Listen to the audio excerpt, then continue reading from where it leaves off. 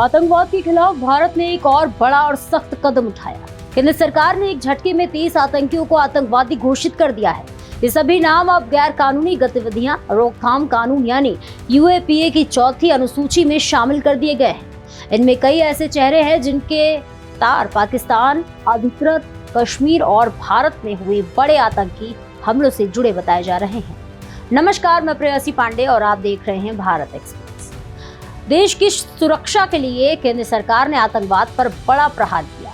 गृह मंत्रालय ने गजट नोटिफिकेशन जारी कर 23 आतंकियों को आधिकारिक तौर पर आतंकवादी घोषित कर दिया है। इन सभी के नाम अब यूएपीए यानी गैर कानूनी गतिविधियां रोकथाम कानून की चौथी अनुसूची में दर्ज किए गए हैं। सरकार के मुताबिक इन आतंकियों में ज्यादातर जैश-ए-मोहम्मद और लश्कर-ए-तैयबा जैसे आतंकी संगठनों से जुड़े हैं।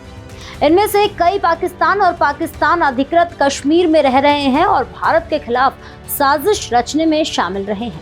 इस सूची में मसूद इलियास कश्मीरी, मोहम्मद मुसादिक, मुफ्ती मोहम्मद असगर खान और हाफिज अब्दुल शकूर जैसे नाम शामिल हैं। इन पर 2016 में जम्मू कश्मीर के नगरोटा स्थित भारतीय सेना शिविर पर हुए आतंकी हमले और 2022 में जम्मू कश्मीर के सुंजवा इलाके में सुरक्षा बलों पर हुए हमले से संबंध रखने का आरोप है।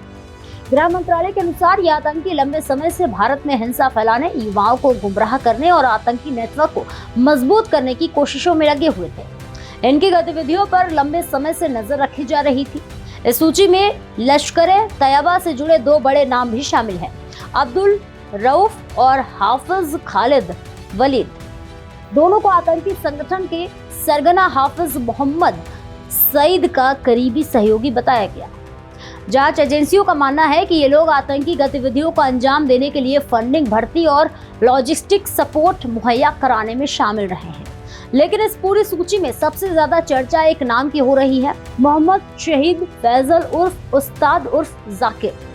गजट नोटिफिकेशन के मुताबिक उसका स्थायी पता बेंगलुरु कर्नाटक का है, लेकिन वो इस समय पाकिस्तान के रावलपिंडी में रह रहा है। सरकार का दावा है कि उसका संबंध लश्कर-ए-तैयबा, अल-कायदा और आईएसआईएस से जुड़े मॉड्यूल से है। उस पर सोशल मीडिया के जरिए युवाओं को कट्टरपंथ की ओर ढकेलने, आतंकवादी संगठनों के लिए भर्ती करने, हथियारों की ट्रेनिंग दिलाने और आतंकी गतिविधियों के लिए फंड जुटाने जैसे गंभीर आरोप लगे हैं।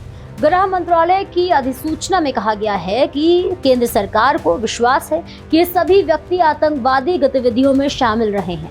इसी आधार पर यूएपीए की धारा 35 के तहत इनके नाम चौथी अनुसूची में जोड़े गए हैं।